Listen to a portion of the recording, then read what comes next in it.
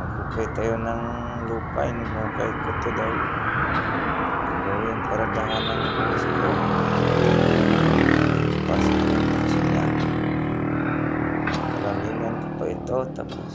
Tapos nito, tibagin ko yung gilid-gilid. Para makapasok, masikip din kasi. Makapasok yung sasakyan ng boss ko. Kaya hinukay ko to, palaliman pa. Hirap yung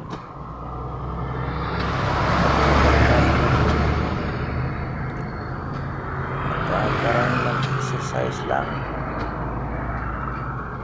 Ganyan lang. Dandahan lang. Maraming salamat sa mga kaibigan kong nanonood. Thank you.